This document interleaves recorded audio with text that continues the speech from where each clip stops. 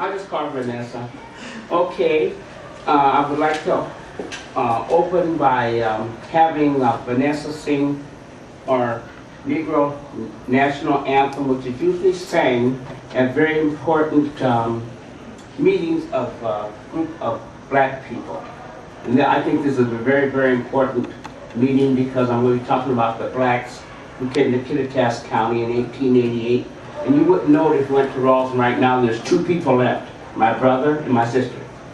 So you wouldn't know that there are black people there, but I want you to know that one time there's always 2,000. So she's going to sing the song, and you don't have to sing it if you don't know it, but if you'll just follow the words, they're very, very impressive and very powerful. Okay, thank you, Vanessa. You want the mic? Please stand. Please stand. Please stand. Everyone stand. Stand. Stop, JJ. Oh. Sorry.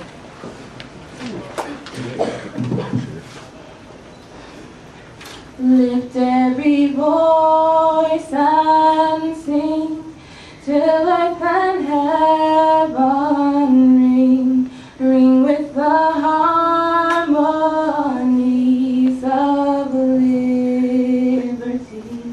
Let our rejoicing rise high as the listening skies.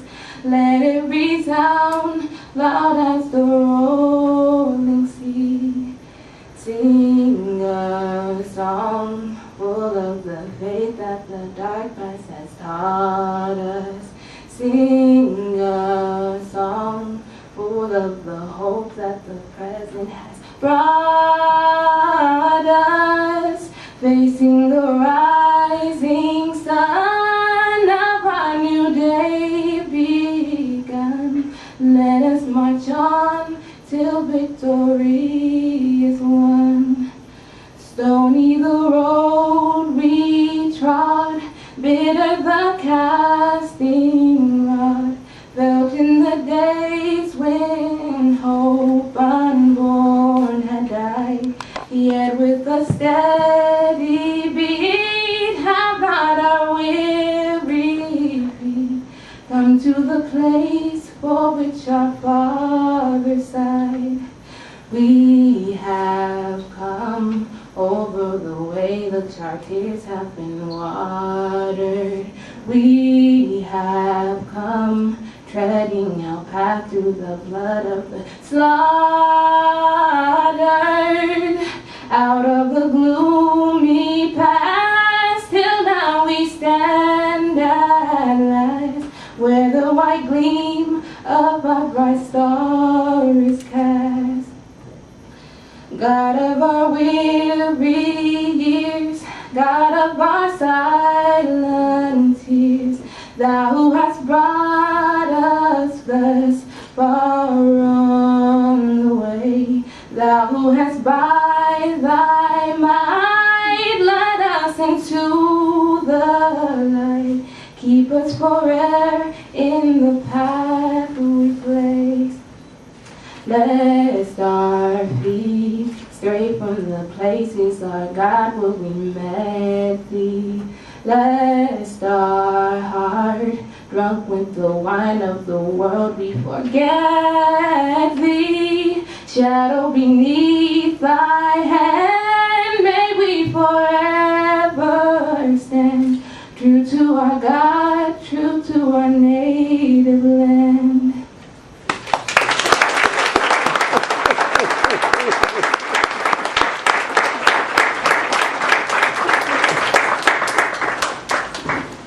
That was beautiful. Thank you, Vanessa. I always cry, so old women do cry. It's very powerful and means a lot to me.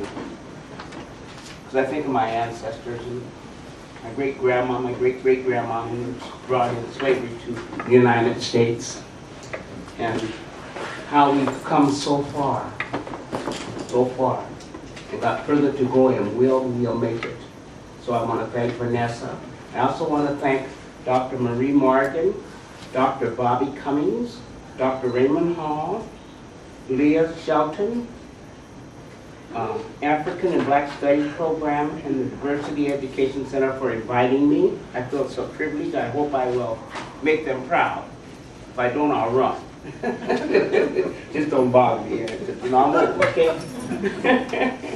I'm going to be talking mostly about black miners and the black people who came to break a strike in Rawson, Washington.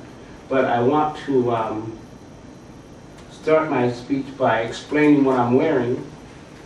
And it's a mixture, so you know, it's eclectic, right? Like furniture, you know, mixture. The hat on my head is a miner's hat. My daddy was a miner. And this is the light. It's not old. The old ones were out of canvas and had a carbide line out of powder that they lit up. But this is more modern, probably in the late 40s. And this battery I'm wearing right here, center charge up here and that's to the light. And this is so that they can see in the mine when they're digging, because there are hundreds and hundreds of feet underground. And this is a very, very important bucket. It doesn't look like a bucket because my sister made a dress to match it. So she covered the bucket. But all miners had to have a lunch bucket. You could not go into the mine without it. And the reason for this is if you got stranded in the mine for a day or two, you had food and water. It opened up. This is a fancy one. They didn't let women in the mines. So I want you to see that. It's very dense, rocks and things that hit it. Now the water was put in here. Water's put in here. And the food was put in the top, put back in here, and then capped, and it's watertight. Now they checked them in before they went into the mines, and if they didn't have this, they could not go down. That's how important it was. This cape that Raymond and them were so nice to help me put on is a cape that my grandmother brought with her in 1888. Okay? So you can see she had some kind of money, huh? The women know it. Okay, it's out of wool, and it's cut wool. It's 100 and some years old, and she brought this with her when she left Illinois in 1888, came out here. So that's why I have all the different, then this dress is a dress from Africa given to me by an African woman to represent my roots, which is Africa, in which I try to make sure that my great-great-grandkids don't forget. And I hope nobody in here will forget either when I get finished talking. It's very important. My grandmother, he's going to show you a picture of my grandmother. She was 17 years old, newly divorced in 1888, had a 4-year-old child, and came miles to come here and settle in Rawson, Washington in 1888 September. She's a pioneer woman, a really pioneer woman. And he's going to show a picture of her right there. She's on the right. The person in the middle is my Uncle Fred. At that time, boys wore skirts. Okay, boys? See? They look like sissies. And that's her friend with her on the right. Okay, on the left, your left. And she was 17 years old. The reason she left was because everybody here is grown except JJ, right? So I'll watch my mouth. But anyway, she left there because her husband was messing with a woman that was trying to kill her. Okay, that's why she left. And so, being a smart woman, she snuck out. She had this friend take a trunk way ahead of time to the train station. Okay? Because you got to be sharp, you know, you won't leave. And so, without him knowing it, the next day she got on that train and never came back. Never came back. Very, very wonderful woman. The next picture I want you to see, and it's just a little bit about slavery, is going to be a lock and key that came out of slavery. The reason I know it did is because I had it until my house burned down. This key worked and the lock worked.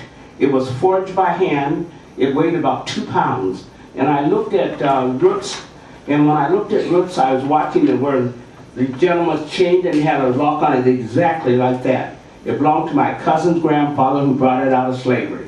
And the lock, as old as it is, still worked. When I put that in that lock, it opened it and it shut it, but it was done a certain way. It's only one way. It was beautiful lock. I hope I don't know how it's going to happen, but I hope it comes back to me because it's family stuff. So slavery, I want you to know people, slavery existed. It wasn't an imagination in somebody's imagination. It was real. And that lock was real. I showed my children that and they just cried. In fact, the man who gave it to me was 90 years old. His grandfather had brought it out and I said, well, I would love for you to give me something because I was in Texas for the first time in 45 years and I wanted something of his so I didn't think I'd get back.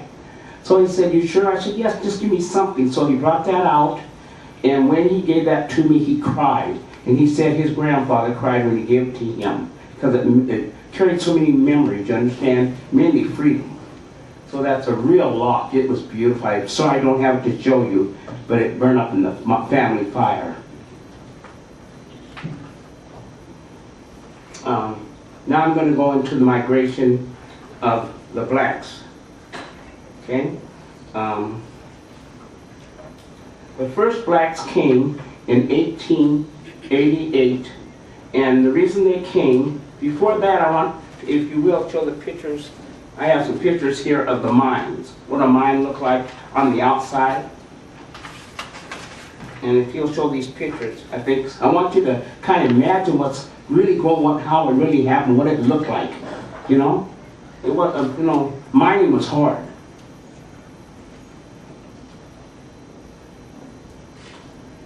Can you read it? Can everybody see that? I think you have to bring it down a little bit. That's the main street of all from the first one in if it'll stop, 1892, okay? Now if you'll raise it a little bit, Raymond, we'll go to the next picture. That's where they came to mine, okay? This is the company store, which belonged to the railroad, and the railroad owned the mines. And the miners bought everything there. I mean, everything you want was in the company store, from food, clothing, furniture, shoes, hardware. Didn't sell cars, unfortunately. We wouldn't have been able to afford it anyway. But what happened was you worked all day long, you got paid a certain amount of money, and then you go to the store and you could buy, it's like credit. You could buy what you needed. Well, my mom and dad had 13 children, so I want to tell you something. My daddy never got any money on his check for about 20 years, I remember. Because we ate it up. He would get his shoes and things, so we talk about clothes, we wore them out. And so he never got any cash. All that went to food, and they owned all the food in Cleveland, Ralston, and Ronald. Now this is a scene at the store where that year there's 6 foot of snow. And the company store is the one that is related to also the mines, the Northern Pacific Railroad. And they're the ones that brought the strikebreakers in. Okay? When the white men went on strike in 1888, the miners got, people on the mines got really, really worried because the coal was sitting there and no money was coming in. So they said, well, we've got to do something about this. And so what happened is, there's a gentleman called Mr. Shepperson. Do you see that picture there? I think he's in there. He is a gentleman hired to bring the men into the mines. Yeah, there he is. Okay. There's a story about him that's really interesting. Do you see him? Yeah, okay. You have to shrink him down. He wasn't quite that big, but he was big. Okay, now, that's more like him. Notice one thing, he was fair. And he was a slave. He had been a slave. And the story is, he was 27, his slave master, ex-slave master, brought him to Ellensburg, Washington, right here, okay? And their names were Wager family. He was 27 years old. But he knew a lot of blacks in Virginia, Tennessee, and places like that. And so what happened was he went to work for the superintendent of the mine called Mr. Ronald. And he was a handyman. Well, One thing we learned when we work in white people's houses too, you listen. Oh yes, you do. And you don't repeat anything, but you listen and hear all things, just like the help is true. Okay? And so he was listening one day, and he heard a lot of the officials of the mines talking. And then he went to the superintendent afterwards and said, I know I can go get those miners for you. I know where to go. And so they hired him. Now, I wondered for years why this black man went and got some more black men without telling them where they're coming. Well, what I found out, the whole story is, this man had been a slave, and he had been a slave of the family that brought him to Ellensburg. And there's a young man, Mr. Wager, who was a companion of his on the plantation. He was white. But he knew him because they both were on the same plantation.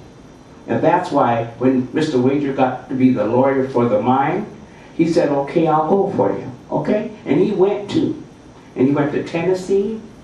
He went to Virginia. He went to Alabama. He went to Georgia.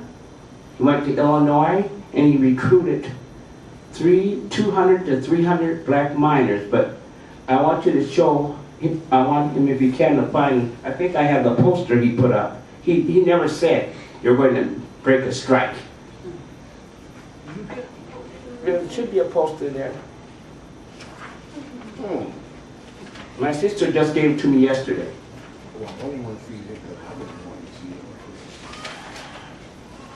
That's it.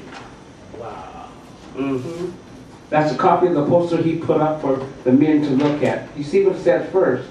Negroes went to work in the coal mines of Tennessee and other places. Loss of the Negro worker did not please the plantation owners, so they formed the KKK in 1869 for the purpose of keeping the Negroes in their place. I think that was to make them afraid, okay? To make the blacks afraid. KKK, right? Ku Klux Klan. But this is the notice he got. All it says is, go west, work in the state of Washington.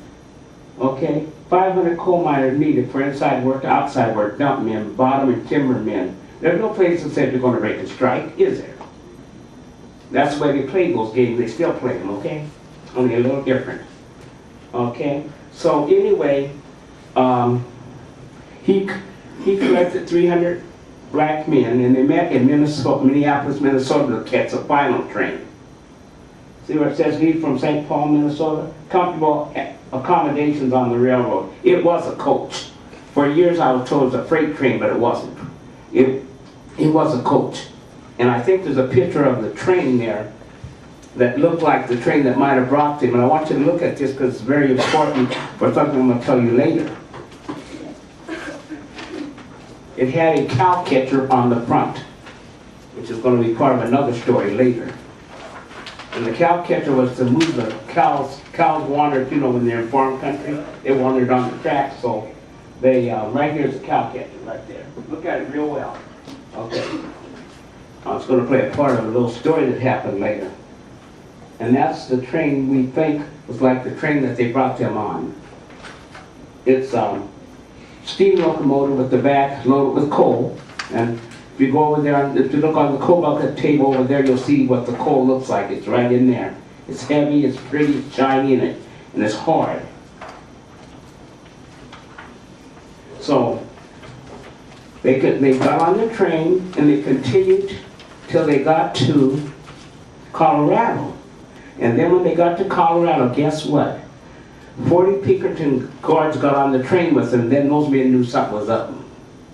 Okay, and they said, what's going on? They said, well, you're coming to break a strike.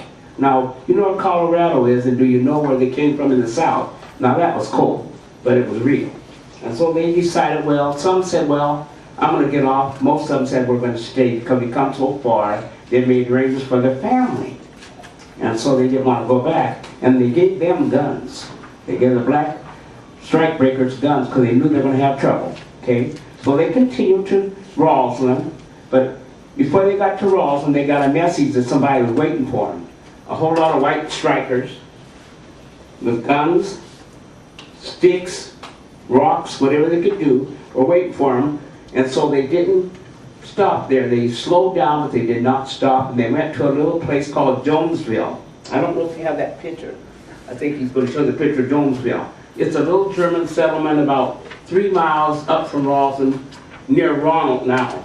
But it was a tent city. It was a German settlement, very small. And so they went up there, and that's where the mine number 3 was also, where they were going to work.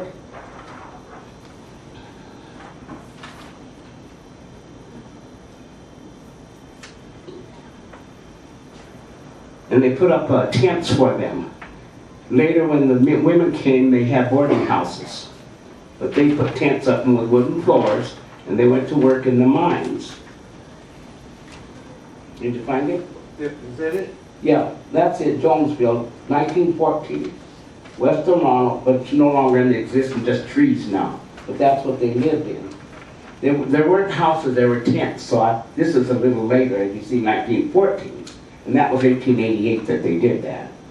Okay, thank you. Now, the Northwest Improvement Company was formed in 1886. And the workers, white workers, went on strike in 1886. And they were called the Knights of Labor. And they wanted better wages. As, you know, that's why people strike for wages. And then I told you how they got Mr. Jefferson and why they got him to pick the miners and things up. And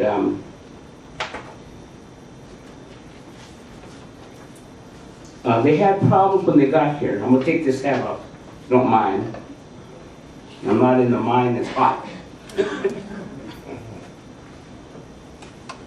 and it's kind of, you know, leaving my head a little bit. Make sure I don't step on it. Thank you. They had a lot of problems. One of the first things they did was they wrapped up the superintendent of the mines with some rope so he couldn't get loose and put him on the tracks. And was hoping a train would come by and kill him, right? And so this is the strike. Strikes are rough, no matter what kind of strike it is. People are very angry on both sides. And so they put him on the track, and as the train was coming, and that's why I wanted you to see that little cow catcher I was telling you about, a fireman that was on the train happened to see something on the track, and he looks kind of strange. So he told the gentleman who was driving the train to slow down. So they slowed down, and they slowed down, and then they slowed down some more, and then finally the fireman got down to where he could come down here, get here. He must have been very strong, and when he looked down, he saw this man tied up, and he just pushed him to the side, picked him up and threw him over to the side, and that was the superintendent of the mines. Okay, they were mad. And so anyway, I don't know how the superintendent got home or why, but I know he's alive because I met him when I was younger. So he was older, but I met him, so I know he did live, but he was scared. So he called Governor Simple and asked if he would send out the militia. Well, Governor Simple said no, not unless it got really bad. If it got worse, then maybe he would, but let the deputy sheriffs take care of it. Okay, and so that was one of the things. The other thing that happened was that quite a few people in Ellensburg and Kittitas got really scared. They thought it was going to spread out to their land, and so they formed a group called the OIC, and they went and hired private detectives to protect themselves, their land, their cows. Okay. I mean, people were scared because, you know, a strike is terrible. And so in August 1888, the white settlers closed the mines again. And then on August the 21st, they had 3 loads. I heard a few years ago, but I never had the information. My sister just gave me the information about the other 2 loads of blacks that came. I had heard over the years there was 3. But I talked about the first one in April. Well, this was in August, and on August the 21st, 1888, 5 trainloads of blacks arrived with 100 guards, okay? It was that bad, to work in the mines. And on the 23rd of August, the white settlers went to Cle Elum and got some guns, because they heard they were coming. And when they did, they were arrested. And then I guess there were a few blacks that had come with the first bunch that went to get some guns, and so they arrested a few of them also. And then Governor Simple came to Clayam to check out the situation, to see if maybe he better get the militia. But they decided not to. And the group that came in August went to work on September the 4th, 1888 at number 3 mines. And on September the 7th, the white the whites threatened to strike again, but the black men continued to work. And on September the 9th, the white men went on strike again and closed down all the mines, and there's mine number 2, number 4, number 5, number 7, and number 6. My dad worked in 3, 7, and 9 that I know of. There's quite a few mines here. We were one of the biggest coal producers in the United States. And I'm going to show you how we produce. I'm going to give this to him. And what this is, it's coal that was taken for some fair from Ralston. Can you see it? How big it is? Okay, it's a 22-ton block of coal for number 2 mines. It was shipped to Chicago for the World's Fair. We were quite a coal-producing place.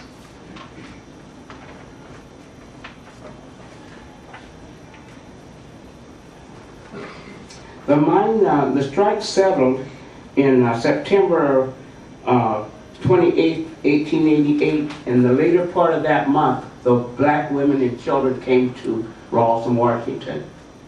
And my grandmother was one of those women. Her name was Harriet Jackson. And as I said before, she had a 4-year-old boy. And it may seem strange that she's 17 and has a 4-year-old boy, but it's really not, because when she was 10, her mother died. And I looked in some census and I found out that when she was 12 years old, she was keeping house for a white couple. So I think she did like I did, which was stupid. But she decided, well, if I'm going to keep house for her, I might as well keep my own, since she married this man at her own house, right? I made that mistake about 70 years later. So I guess it's in the genes. For the same reason, no, I'm serious. I went to school. I was valedictorian. I went to business college. I didn't know prejudice was bad. I went to business college and I could not get a job. I scrubbed floors for a living because they wouldn't hire me. And so after 5 years, I said the same thing in my mind she said. I think I might as well have my own house, so I got married. So I understand what she did. It wasn't wise, but it was true. Now, my mother, Harriet, was very, very strong, and she homesteaded 250 acres down by Yakima by herself, okay? And she sold the house, and she sold the property in 1903 and bought a 12-room boarding house in which all of my sisters and brothers were born. Okay, she's a smart woman, businesswoman. And she married a man called Mr. Williams, my grandfather, and Mr. Williams and her had my mother, who's Ethel Florence Craven Williams, in 1906. As I said, my mother had 13 children. Now what was amazing, she had 9 girls first. Now think about that, 9 girls in a very, very sexist area where if you didn't have a boy, you were nobody, because they're mostly Italians and some English people in town, but mostly Italians, and to have a boy meant something. So my dad suffered for it till he got his first boy, okay? But it also meant that the girls had to work hard just like the boys, and we worked just like boys. Whatever a boy could do, we did it. And so when I went to school and found out I couldn't take carpentry when I'd been helping my dad tear a house down, I was upset. And building a house, I was really upset because I was a girl. I couldn't go do what I'd been doing for years. I was really upset. But he had 4 boys, and they really, we did rather well in a family who were very poor. I hate to use the word poor. Let's say we're broke, because I don't like the word poor. We worked very hard. I started doing clean houses at 12 for $2 a day. Okay? And then my sisters cleaned house. My brothers, they would shovel people's walks for money. We couldn't shovel. They wouldn't let us go to people's house and shovel because they didn't trust a lot of people. So as girls, we could shovel. They wouldn't let us go do it. But out of the 13 children, 2 of my sisters became teachers. 2 became nurses. I became a social worker. One of my sisters, Ethel, became the first black secretary at Boeing because they did not hire blacks, okay? So she also had to sue before she got it. They gave it to her rather than get sued, okay? In fact, one of the kind of funny things, I don't know if you know anything about the Daughters of, what is it? Daughters of the American Revolution. Daughters of the American Revolution. Maybe he could tell you more about it, but it was a very racist group. Racist women. Do you remember it? Okay, well, my sister was so brilliant. So when she went to the university, she wrote a straight 4 point. And they did not know she's black. They just saw her points. And they were laughing because you know, they invited her in. But you see, They gave her a scholarship. they gave her a scholarship too, and they didn't know she's black. So that's why he's laughing, because I told him the story. But one thing is, our family was also very smart, just because, not teachers. My mother had a photographic memory. She was the one that kept all the oral history. And I mean dates. Like I have to use paper, my mama didn't have to use no paper. She had a photographic memory, and many professors, even from the university here, or before the university college, came to her to get the black history. And she was right on. The books said something, my mama said something, you can take what mama said to the bank. Okay, she died in 1993. And when we had, on one of the boards, you'll see that my family was very, very, very good at sports. My daddy, they had a black team here in the early 1900s, and my daddy was a pitcher, and his brother was a catcher, and they won a lot of games. So there's some pictures there if you want to look at them. And then there's a picture of my brother who was Golden Gloves champion, and he had a fight with Ken Norton, and he lost it, but he wasn't supposed to lose it. Okay. So they're very, very strong, and my brother right now, he's called a grave digger. My daddy does great till he got too old. That's why I learned not to be afraid of death, because I used to help him. And now my brother digs the graves, and he's, like Raymond will say, he's strong. Is he strong, Raymond? I'm scared of him. He's scared of him. No, he's just really strong. Our family, for some reason, the doctor says, genetically is very, very strong. And what I say is that, you know, it's not surprising if you'll just think, young people think. It took me a while, but it came to me why we're strong. Because I used to be very ashamed of my strength, because, you know, people are they're just too strong for a woman, you know, that kind of stuff. Well, too bad. But I said, I wonder why I'm so strong. I found out one thing. There is an illness in our family, heart trouble, that comes. And this heart trouble, one thing that it shows is that they have, the men have super strength, and I'm serious. My dad, one time, lifted a 1,000-pound rock off a man in the mine, and the man told me about it when my daddy died. He said what happened, they had an explosion, and the rock came down, and all the men left. And then when they got to above the mine, my daddy said, well, where's Pete? They said, well, I don't know. What's what? I don't know. Well, Dad said he must be back in the mines. My dad went back to the mines, and he took and lifted that rock off that man. Now, as this man told me, he was crying. Now, he's about 60 years old. This man was crying. Was at my dad's funeral. And he said, your daddy lifted that rock off of me. He's the only one that came back, and not only did he lift the rock off of me, he picked me up like a baby and carried me out of the mines. Because, you see, my dad was not prejudiced. He had prejudice in the mines, but he was never prejudiced. My mother was never prejudiced, and I'm so thankful. And so was Pete. He was very thankful too, because he's alive. But he used to tell that story and just cry with tears down his eyes. Grown man just crying because he's so thankful, and he loved my dad for a long, long time.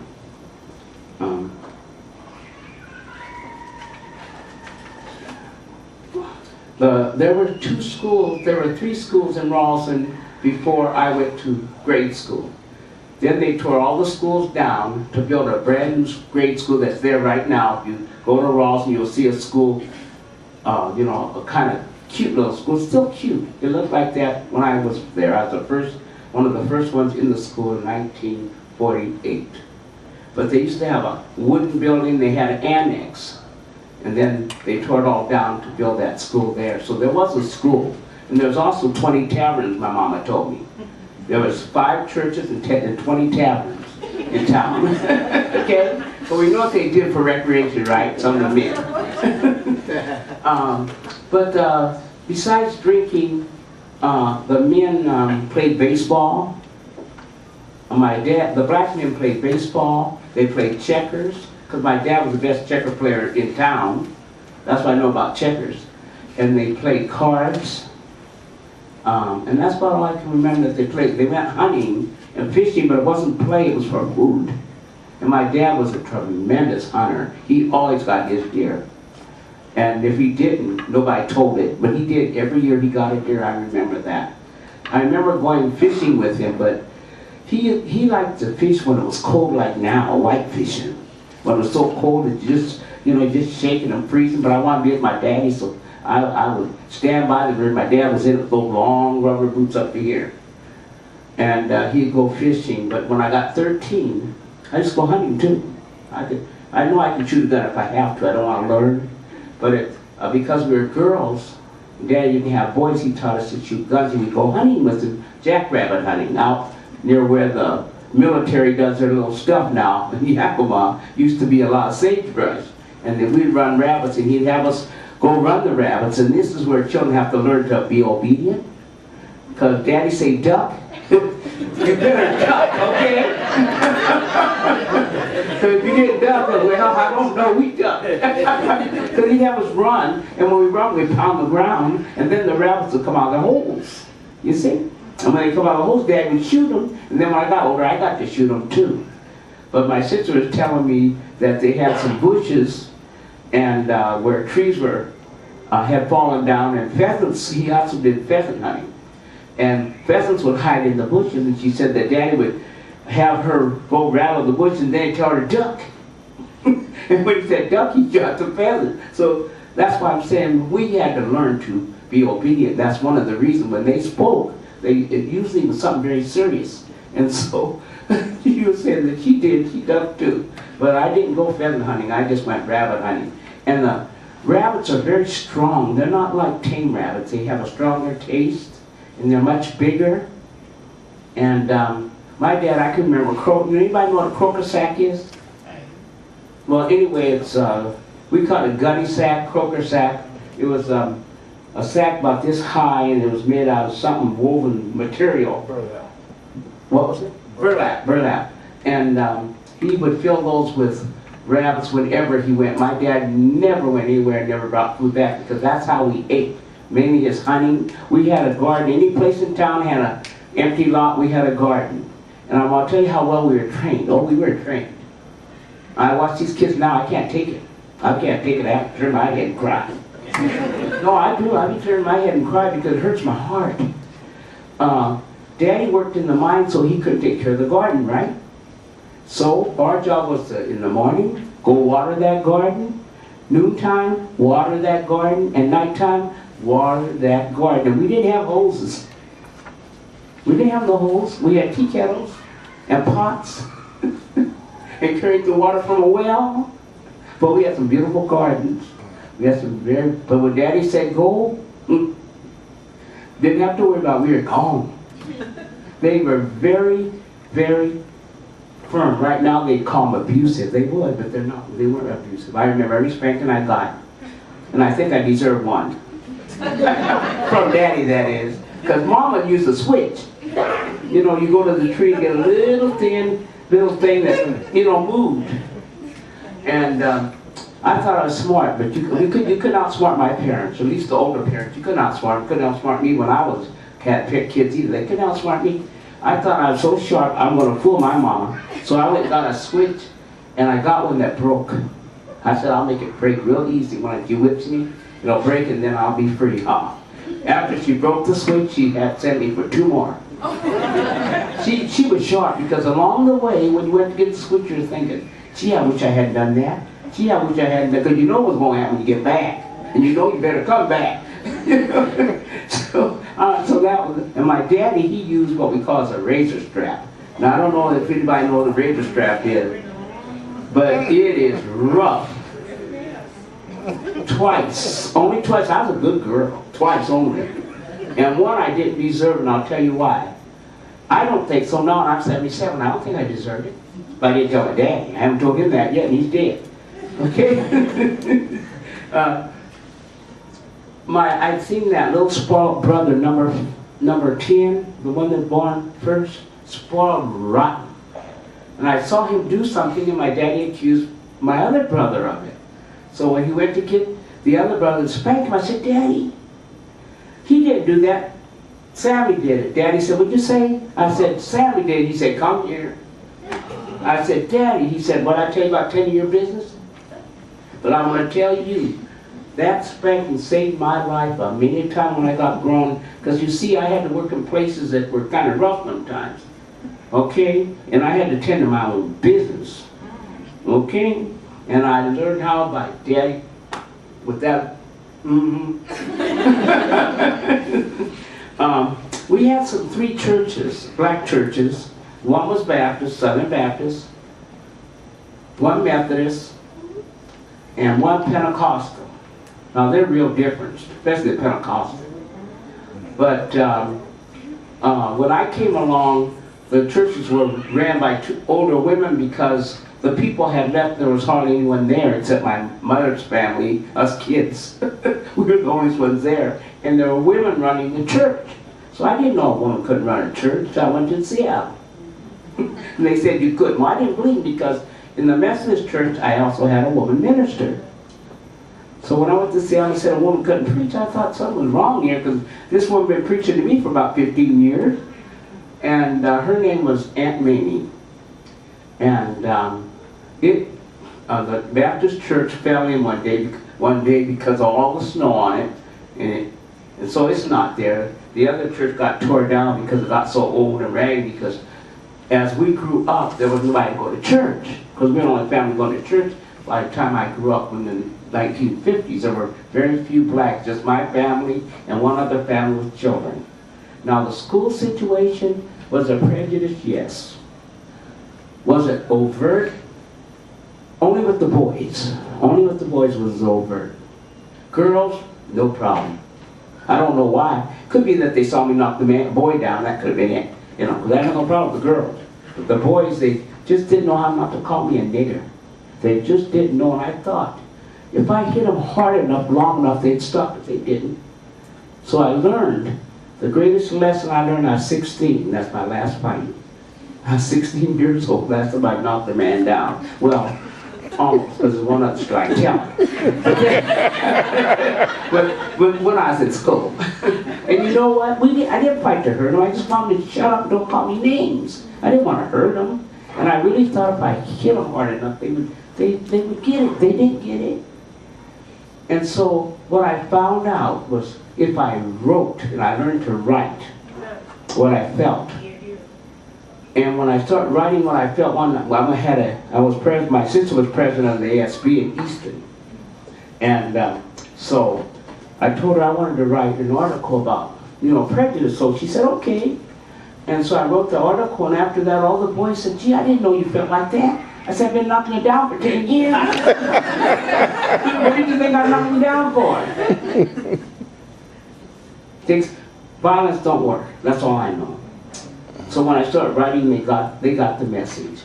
Like I said, Rawson right now, there's only 2 blacks, my sister and my brother, and they're all, they're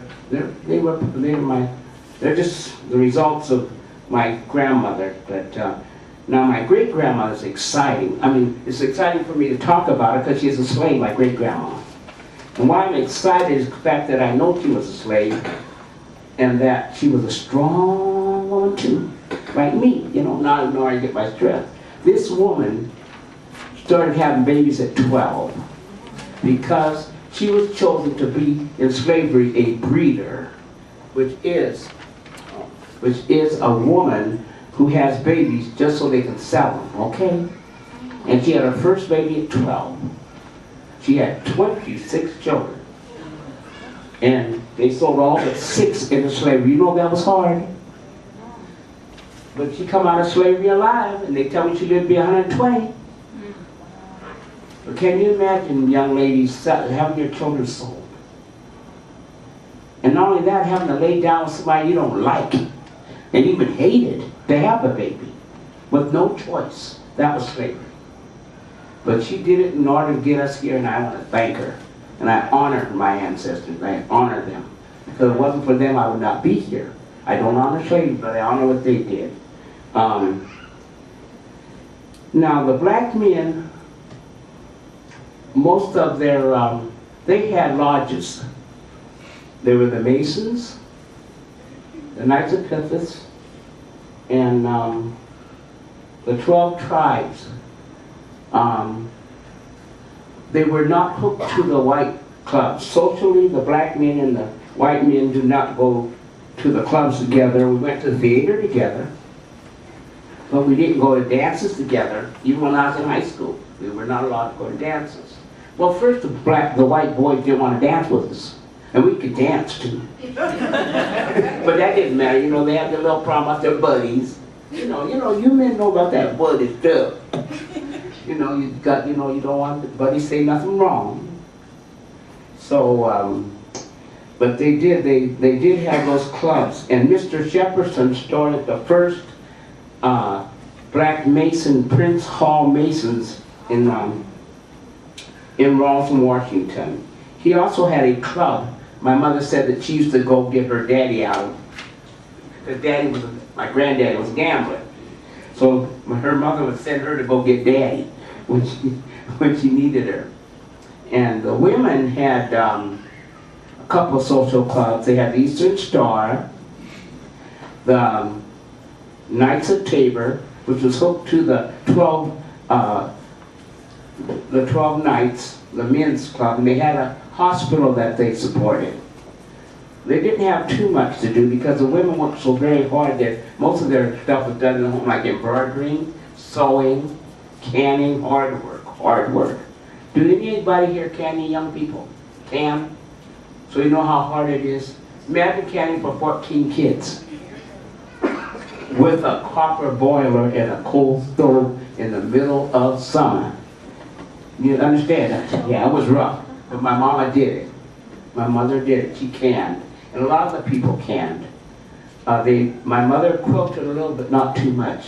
She did mostly embroidery and crocheting when she could at night when all the kids were in bed. And we had to go to bed at 8 o'clock. They even had a siren that they rang for us in town. And when you heard that siren, it meant you better get off the street and get in that house. 8 o'clock. Now the siren had been used to warn, to let the men know when they're going to the mines if they're going to work. 1 meant no, 2 meant yes. But as I came along, they used the siren to have us kids make sure we got into bed before 8 o'clock. So that gave the women and the men a time to rest and talk to each other, you understand? Because they didn't have a lot of time. It took time to cook. It took a while to heat that stove up, to heat the water up. And we used to take our baths in little tin tubs, round tubs, wash basins. And the way we did it was, the oldest one got the last bath. The young kids got all the clean water. And so by the time we got to you, it wasn't really that dirty, because we weren't dirty as kids, I don't know why. But it wasn't that dirty, but it wasn't clean water. And then we had to take the tea kettle and keep warming it up. We moved from our big house and moved into a little raggedy house up on the hill. 3 bedrooms, from 12 rooms to a 3-bedroom house with 12 children. It was the worst story of my life. We had an outhouse. And Sears was being used for toilet paper. Sears and Roebuck was used for toilet paper. It lasted. Yeah, but it was rough. And we moved back down to the house that burnt in 2009, in 1943. And the first thing we did was run upstairs and see the bathroom and the toilet. And fall on our knees and say, thank you, Jesus, thank you, Jesus. We were so thankful for a tub and a toilet. Because going out in the trees at night, because about a half a block, was really difficult. And that's where we learned to share, because we didn't want to go by ourselves because we were all scared, you know, kids. So we said, will you come with us? They said no. We said, okay, I won't come with you. So you know they came, didn't they? Yeah, they came with us. But I learned to appreciate just a toilet and a bathtub. Because we still had ice boxes. We didn't have refrigerators. You know what an ice box is? Anyone? Well, now they're very expensive if you want to buy them. You can't find them. The wooden ones. There was two kinds. There's one that was about this high and it had a little cabinet up the top. You put the ice in, and then it was galvanized tin, and then you put the food in the. Well, we had the square one, the chest one, that was all wood, and inside it was tin, and then you'd go get about 50 pounds of ice. Iceman would come, and you put it inside, and then the rabbits and whatever food you had, and it was outside. It wasn't inside. It was outside. Put the rabbits or whatever food in. The one neat thing was the Iceman would chip off with the ice pick a little beside for each one of us. And I remember that. I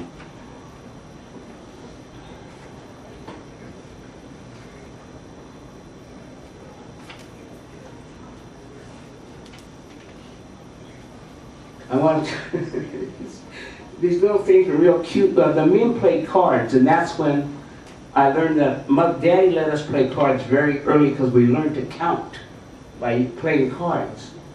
And so he taught us to play, and we played mostly poker. We played poker, and the men played poker, but they played a different kind of poker. They called it smut. You know what smut is? Well, it's, you know, yeah.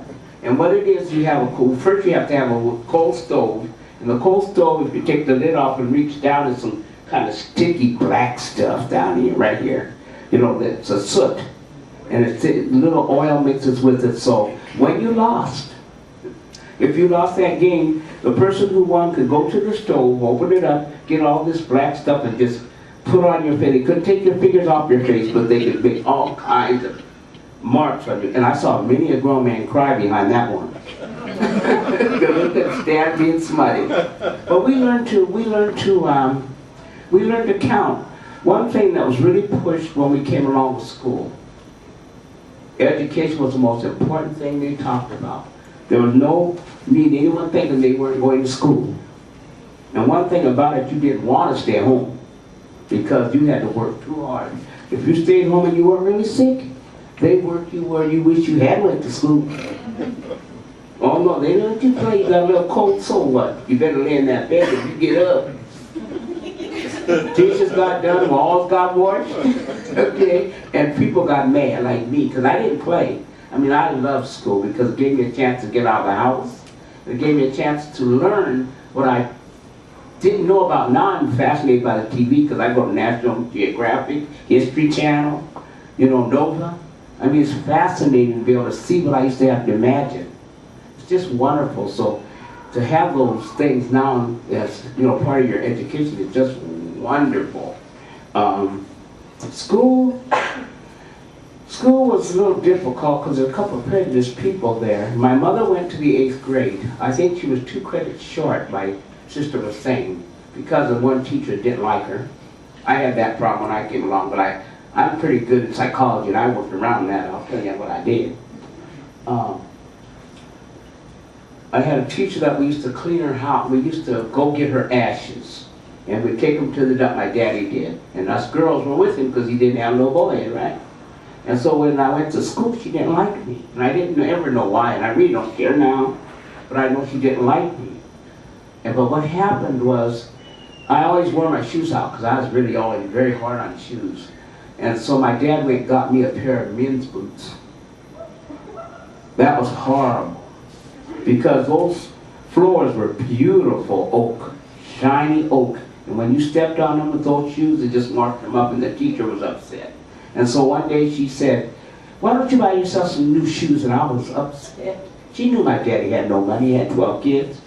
Because he used to go pick her ashes out. And that's the first time I spoke up respectfully. Mrs. Geisendorfer, you know my dad don't have no money? Why are you saying that? I think you're wrong. You shouldn't say that. She said, out the door. Go stand outside the door. And I did. Very respectfully, I stood out there for 4 hours. But I spoke up. But I didn't disrespect her. You see, you can speak up without disrespecting. And the next time was that one. When we went to school, if you raised your hand, they knew you had the answer, right? So I raised my hand, and I raised my hand, and the teacher would never answer. She'd never call on me, so I said, okay, because when you raised your hand and you answered, you got another point for your grade. And I want to get my grade because you couldn't bring no bad grades home. So I want to get those extra points. So I said, what am I going to do about this? You know, she's not doing that. So I said, I know what I'll do. I'll keep my hand down, and then she'll think I don't know. Then she'll call on me, and that's exactly what she did. And when she called on me, I had the answer. And I got my grade. The only other thing that was really rough on me, I'll never forget, was that in the 5th grade, I got straight A's, except one subject. There was a racist music teacher. The woman, I realize now why, she was crippled. She had a leg one shorter than the other. People must have made fun of her when she was young. Now I have compassion, you understand, I'm 70-something. Didn't have it then, but I have it now. And she had this one shoe that was higher than the other, she limped. So I'm sure when she was young, they made fun of her. So because they made fun of her, she carried on down to the blacks. And so she knew that I didn't like racism before, so she would say, why don't you sing, because I had a pretty voice then. And she said, why don't you sing that part where it says, old darkies play? I said, because I don't want to. Why do you want me to sing it? Let those white ones sing with, you know, that, I forgot what his name is, because I can't know when they wrote the song.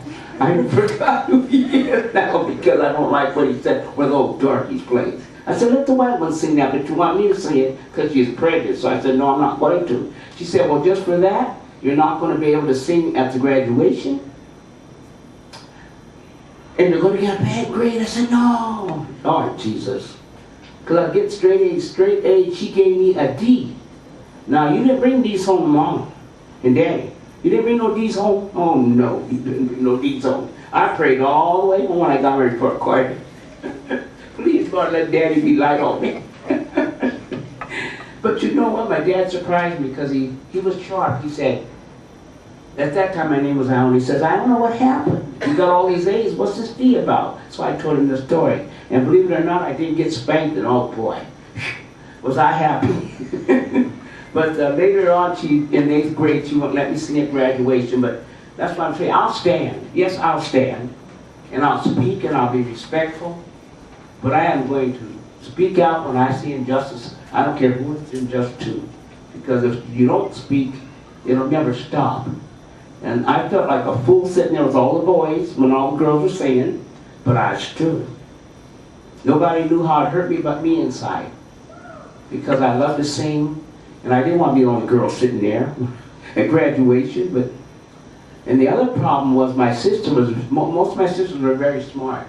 And I had a sister above me that was the valedictorian of the school. Well, the town at the time was so prejudiced they wouldn't give her the valedictorianship. In fact, they stopped giving it so they didn't have to give it to nobody else. And that's the kind of prejudice it was. It wasn't where they beat you with, you know, they didn't threaten your life. It was subtle, emotional stuff. But it's not that way now as much. My nephew's coming through. It's a little better, but it wasn't very good for my niece. So there's still a lot of problems when it comes to black men and black girls during the teenage stage. They're in Rawlsland. And it's a tourist town now, and that's probably the best thing it should be. Because it's got some beautiful recreation stuff, and it's a nice place to be from. And so I would say it'd be nice. It has cemeteries now. It has 20 cemeteries. Now it's only a little town, but it's got 20 cemeteries. And the reason for the cemeteries was not prejudice. What it was that the Northwestern Improvement Company gave every lodge its own cemetery. And that's why there's so many cemeteries. Our story is different. They gave us a cemetery by ourselves because we were black. Okay, and that's okay. You don't have to be buried with me if I'm dead. It's okay. You know, but but the others were lodges. They were owned by lodges, not by anything else. Does anyone have any questions before I go on about anything? I hope you do. About something. Well, if you don't even, I have, I got a question. okay. Could you explain what's up there on the board? Okay. Until about 2 weeks ago, I didn't realize that blacks could not marry in slavery. But they couldn't. And what this is after slavery in 1866, any couple that had been together in slavery had to go before the justice of the peace and get this piece of paper. And I'll see if I can read it for you. This happens to be my great-grandmother's, Jacob Williams and Harriet Conway. And it says, the acting judge of Justice of the Peace in the county of aforesaid, which is the state of North Carolina, Forsyth County, do hereby certify that this day personally appeared before me, Jacob Williams and Harriet Conway, and acknowledge their cohabitation, meaning they lived